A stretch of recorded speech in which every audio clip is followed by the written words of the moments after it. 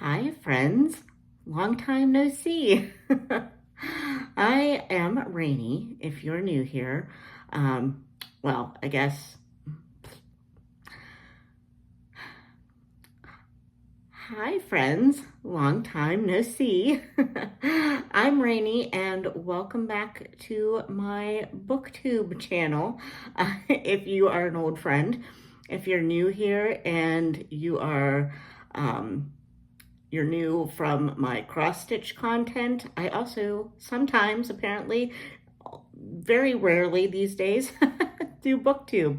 Um, I'm trying to have more of a balance though, in the second half of the year. I Today is going to be my July TBR.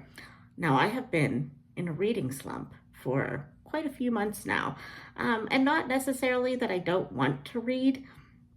It's just I've been really busy and I haven't had a lot of time. So then I get discouraged, and I also just haven't been able to even listen to audiobooks. So yeah, it's just been like really lots of stuff has been taking away my reading time. So, so yeah. Anyway, but I'm going to get into that at a later video because I have some ideas about how I want to hold myself accountable going forward to my booktube people. But we won't get into that today because today is my July TBR. And for somebody who's in a book slump, reading slump, there are a lot of books sitting in front of me right now.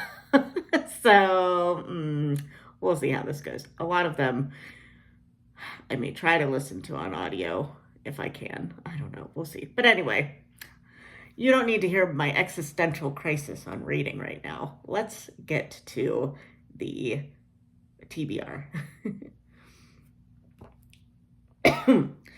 So, first of all, I'm going to talk to you about the things that are going to carry over from previous months that I haven't been booktubing and that I've just been like picking away at here and there and should be done, but are not done. So let's go over those at the moment. So first off, and I'm just picking from the top of the stack, The Destruction of Christianity, or Deconstruction of Christianity by Alyssa Childer and Tim Barnett. I bought this when I went to the Unshaken conference with a couple of my friends. Was it in May? It might have been in May. I don't remember. But Alyssa Childer was one of the speakers. So I bought one of her books during one of the breaks. And this is a concept that I had never really heard about. Luckily, I don't have a lot of people on my social media that are talking about this. It's a legit, like a crisis of faith kind of a thing, I suppose. But it's becoming a little bit more of like a trying to get people away from Christianity, sort of.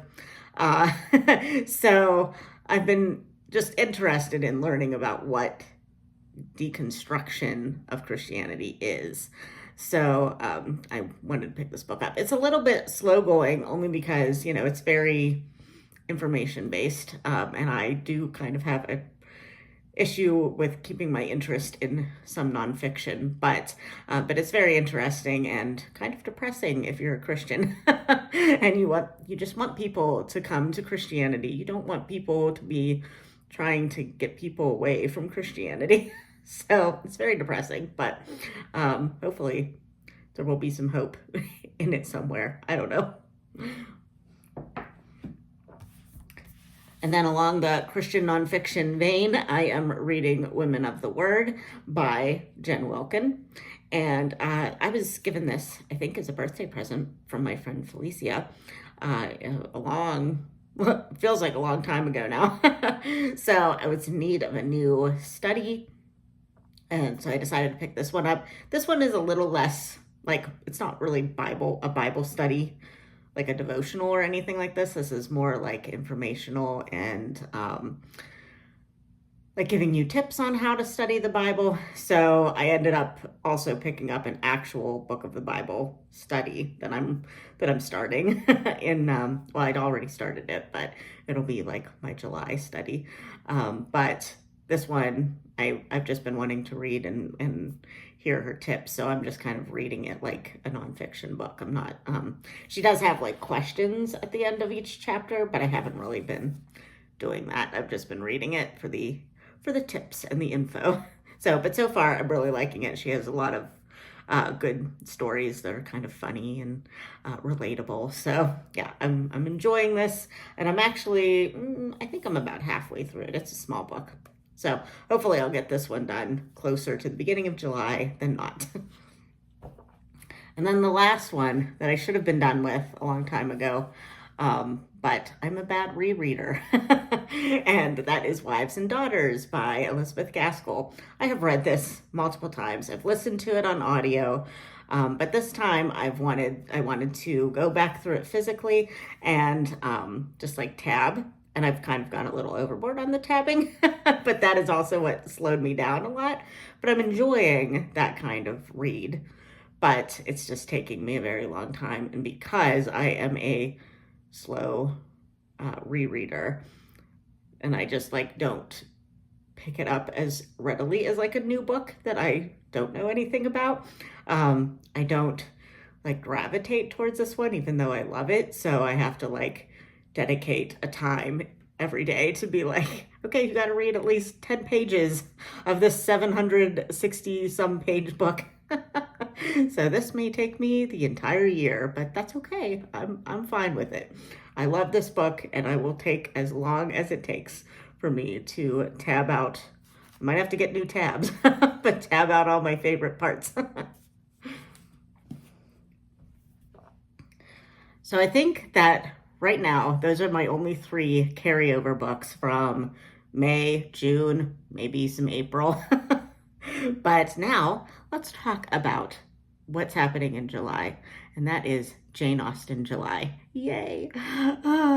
Now, I, in other years, have tried to do all the different prompts. And they never change. The prompts are always the same, which is nice because you'll just always know what you're supposed to do. So, but this year I decided I was just going to reread again with the rereading, but I might listen to it on audio. Depends on how that's going in my life. But I decided to just reread one of Jane Austen's 6 novels and try to pick up a retelling. Because even though I haven't had a lot of good luck with retellings in the past, except for the other Bennett sister, so far I believe that's the only one that I've ever truly loved, I still want to try them and try to find another good one. So for the Jane Austen novel that I'm going to reread, I am going to reread the group read, Sense and Sensibility. I probably will not stick to the schedule that they do just because I have so many other books. I'm probably just going to read it. But that's okay. It was just an easy way for me to pick which one I was going to read when they said in their announcement video what they were going to group read. I was like, well, I'll just pick Sense and Sensibility. This is actually one of my favorites of the 6. It changes all the time because I do like them all. But this is actually, and maybe it has something to do with the fact that originally I watched the Kate Winslet, Emma Thompson version and just really, really loved that. So it might just be like a little nostalgia why it's one of my favorites, but I do really love this one. And, Colonel Brandon, come on. So I'm very excited to reread this. I may try to read it in this copy because I really love these copies, but I may also just break down and find a good audiobook version to listen to. We'll see. And then the retelling that I've had on my Jane Austen July TBR probably for years at this point, and I've never actually gotten to it. So this year, I want this to be the year. And I'm going to try to read What Kitty Did Next. And I don't have that one physically. I'm definitely going to try that one on audio. So here's the picture with the author's name because I forgot to look that up. So, um, but yeah, as far as the only thing I know about this is it is a Pride and Prejudice retelling about one of the younger sisters, Kitty. So that's all I know. So I'm hoping it's good. I'm hoping, I feel like so many of the Pride and Prejudice retellings that I have read have infidelity plots in them, and I really hate that. So, so if you know that this does have that in there as like a main plot point, I don't care if it's just like a little side plot that doesn't really, you know, permeate the entire novel. But if an infidelity plot is the main part of this story, could you let me know? Like, no spoilers, but just be like, yeah, you might not want to read that one. But this has been on my list for years and I need to get to it. But if it's just going to make me mad, I don't want to read it. So let me know. Okay, so honestly, that is my only Jane Austen July plans, other than if I have time, I would love to watch some of the movies that I own that are the retellings of, or well, just adaptations. That's the word.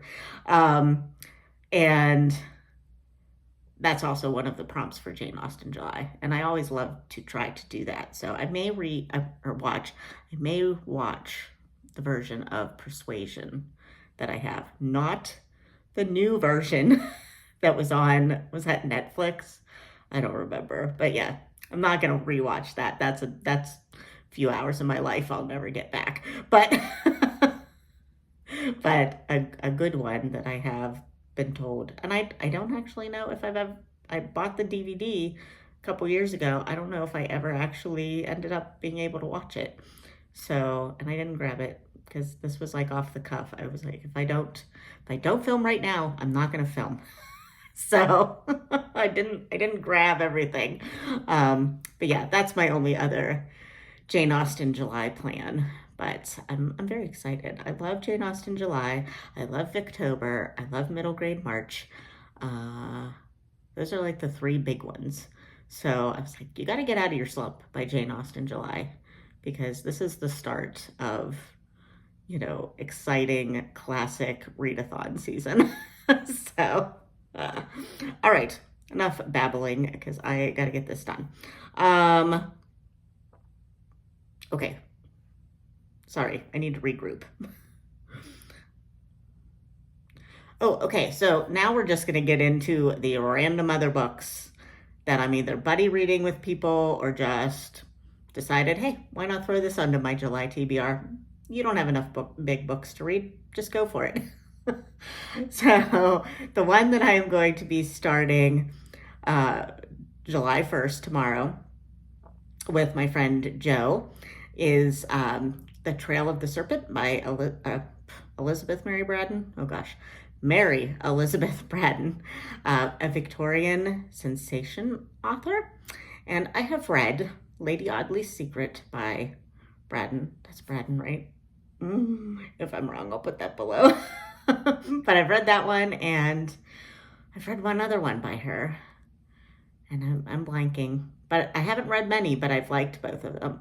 I've heard differing things on Trail of the Serpent, but Joe convinced me with like the first line of the book that we needed to buddy read it together. So apparently, I mean, it does. I can't quote it to you, but it's a very sort of funny first line. So I was like, yeah, we need to read this, even if it's just for laughs. So yeah, we're going to be reading that. And I have that on ebook, and I hate that ebooks have to give locations instead of page numbers. Like, I need to know a page number. I need to know a page count. I don't even know what location is. That's a pet peeve of mine with ebooks. I just want to know, like, what page am I on? Even if it's like I'm going to be on page 10 for technically 3 pages. I don't care. I just need to know. Okay. So I don't know anything about this one other than it is a sensation. I believe it's a sensation novel or a mystery novel or both. I'm not sure. But I'm excited because it's always a fun time to read with Joe.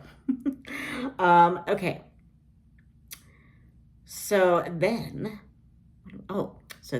also on audiobook, I am going to be starting The Two Towers by Tolkien with some floss tube friends of mine, Alicia from Adventures of Stitching and Leanne from Small Town Stitches. I don't know why I blanked on that because it's early in the morning.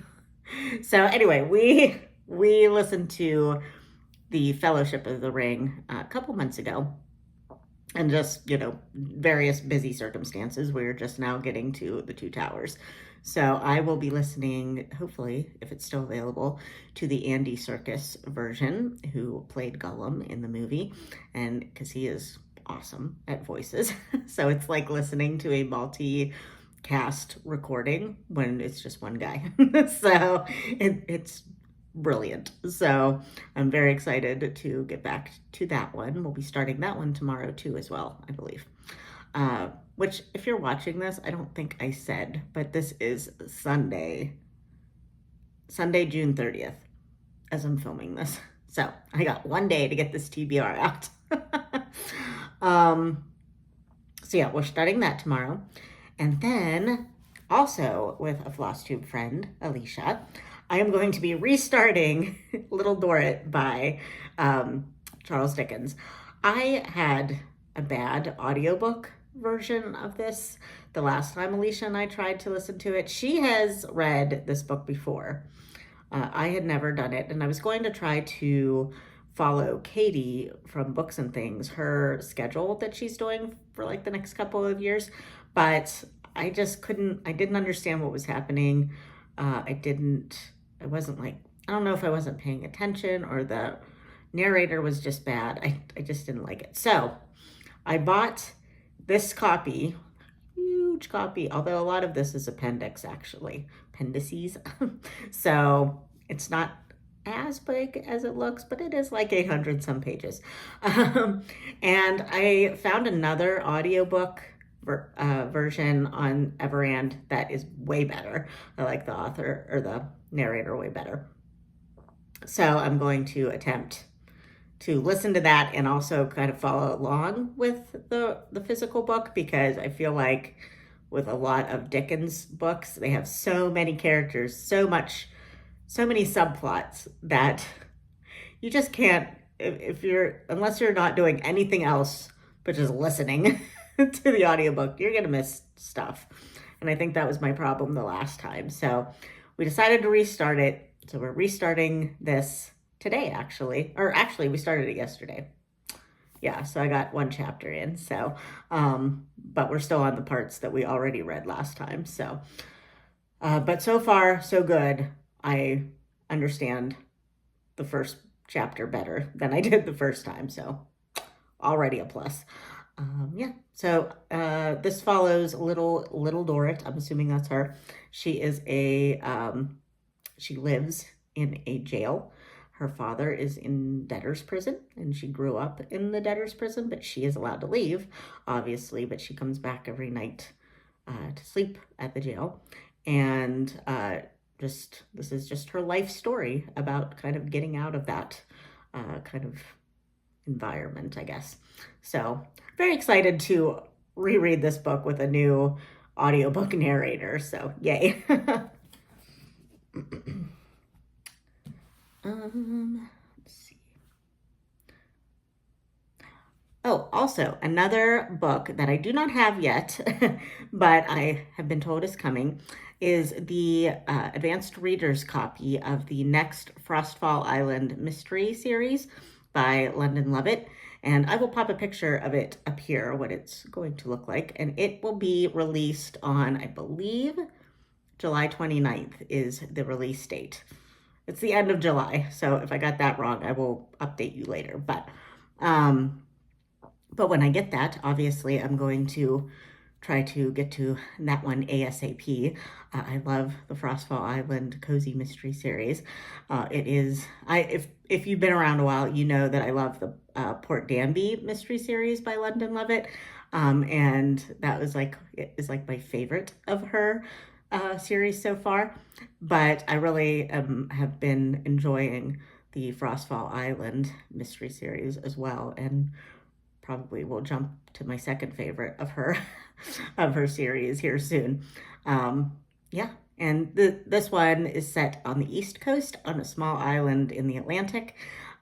It's a fictional island called Frostfall, and the main character Sadie is an innkeeper, or not an innkeeper, a boarding house owner, and there's no local police on the island. So whenever crimes are committed, Sadie somehow gets herself involved because the mainland detective guy is just like he's just a nasty guy. So she tries to do a better job than him. So of course, like all cozy mysteries that start that way, that's unrealistic. But I love it anyway. Who cares? I read for entertainment. I don't necessarily read for everything to be realistic. So it's fun. So yeah, I will be updating you on that one when I get it in. And then the very last thing that I will be reading this, hopefully, or finishing, I should say. Did I talk to you about this already? I just started this the other day, so technically, I guess it's a carryover, but I will be reading Harvest of Rubies by Tessa Afshar, and this is a Christian historical fiction. I read, what was it called? Pearl in the Sand by her last month in, I think it was either June. It was either June or May. I think it was June, because my church is doing a kind of like a fundraiser for a missions trip. So it's like a summer reading program. So if you get books out of their library, and then write it down what you read and bring it in, they'll donate $1 to this mission fund.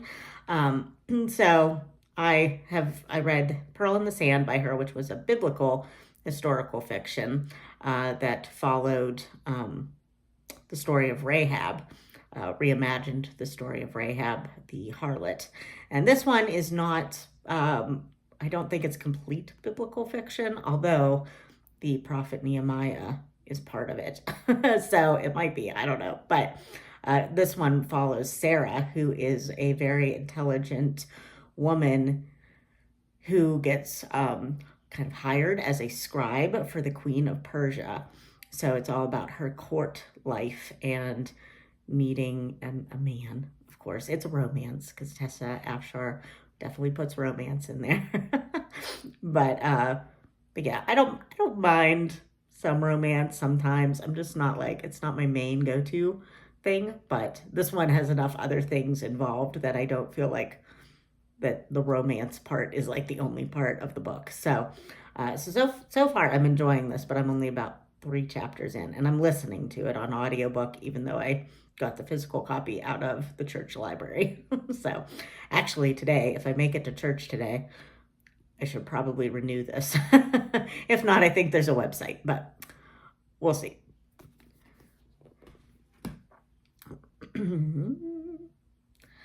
And I think, friends, that is my rather unrealistic, crazy TBR for the month of July.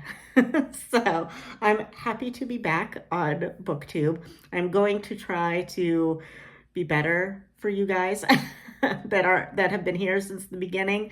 I know I've been posting a lot of crafty content that a lot of you might not be into, but I'm going to try to balance that more, and have, at least a couple of videos a month that are exclusively book related. We'll see how that goes. Summer, even though I don't have like a job where I get the summers off, or like kids that I have to, that are off school and, make me like not have time. I just feel like summer is just super busy for everybody, whether you have kids or are off work or what. It's just, I just have been so busy. But again, I'll talk about that in another video because this TBR video is already pretty long. All right, friends, I will see you hopefully a few times in July. All right, bye.